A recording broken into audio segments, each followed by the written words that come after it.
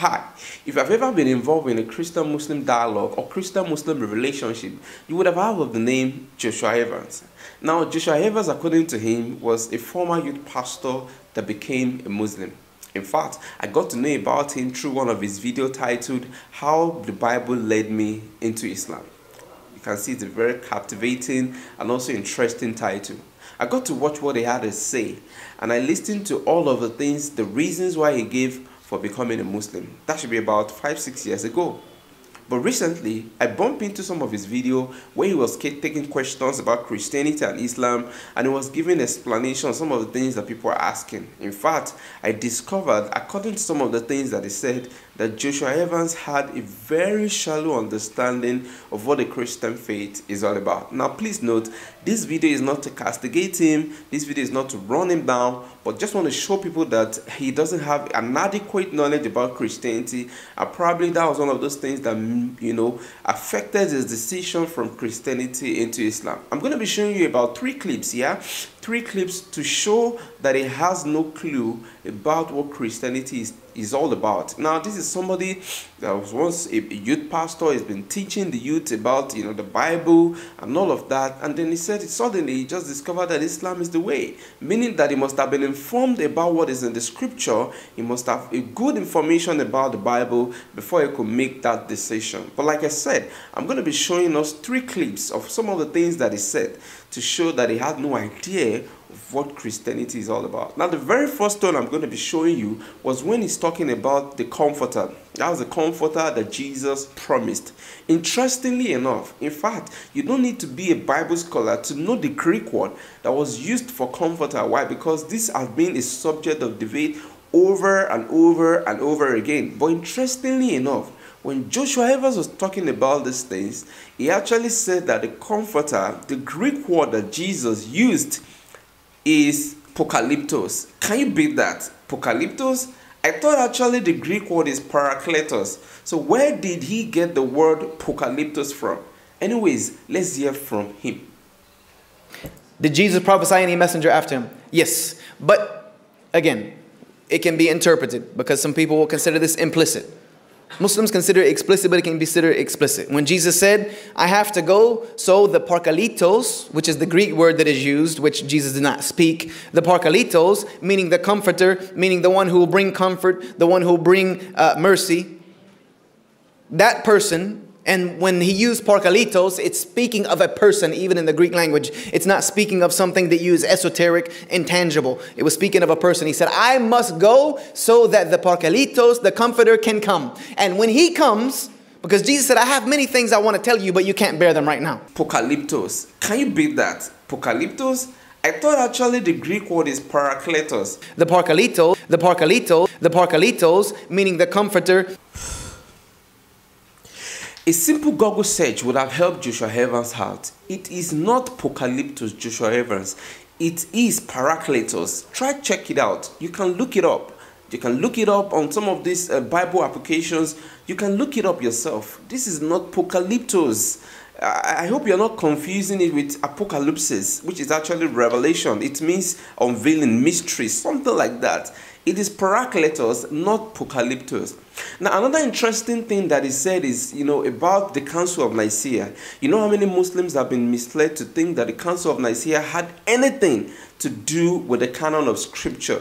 He also made that same mistake. He said that the Matthew, Mark, Luke, and John were recognized at the Council of Nicaea, and that is when these books were put together, and all other books were done away with.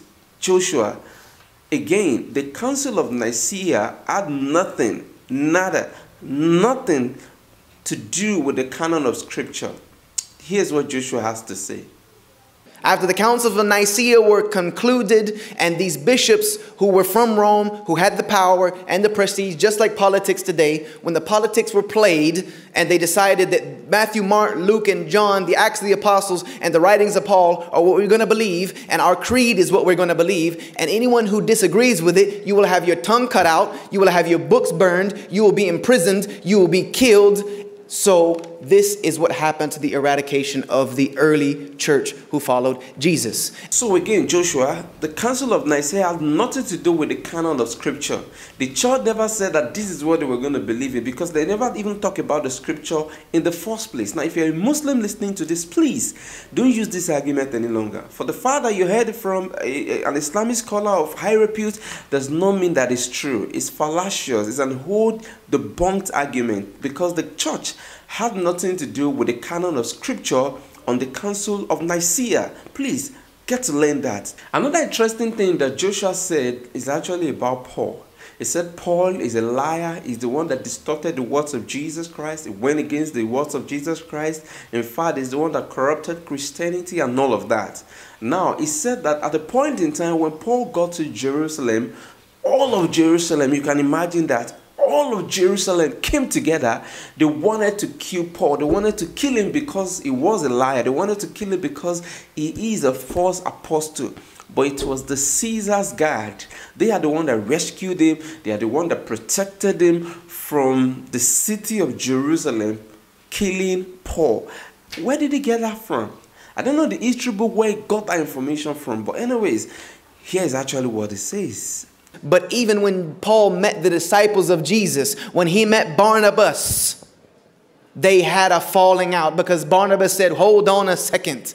What you're teaching is not what I heard from Jesus, and I saw the man myself.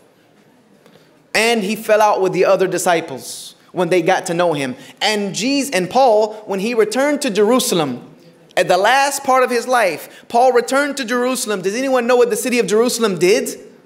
They all came out to kill him. They all came out to kill him. And the guards of Caesar came and got him and protected him and took him away. And that was the end of what we know about Paul. So Paul did not really see eye to eye with the disciples nor the followers of Jesus at any point. It was the later churches and the letters that were written to churches who were outside of Jerusalem, who were outside of the disciples' reach, that Paul had an influence on. So again, Joshua Evans, it seems to me that you've never really gotten a grasp of what the Christian faith is all about before you even made a decision for Islam. How could you not know that the word for comforter is parakletos and not pocalypto? How would you not know that? A Bible study teacher that teach, the Bible to the youth, what are you teaching them if you don't understand what you're teaching? How could you have said that the canon of Scripture was determined at the Council of Nicaea when the church had nothing to do with the canon of Scripture on that particular day? How would you have said that? How would you have, vomited that in your lecture and said this is what they actually did when that was not what they did? So again, Joshua Evans, I think that if you have studied Christianity enough and you know your historicity, probably you wouldn't have made a decision for Islam. Anyways, for more information, please make sure you subscribe to this channel for more interesting videos. Thank you very much for watching, and God bless you. Thanks for watching. If you enjoyed this video, you might want to check out some other videos that we have available on our channel. And don't forget to click on the subscribe button to get more updates on new videos as they are released.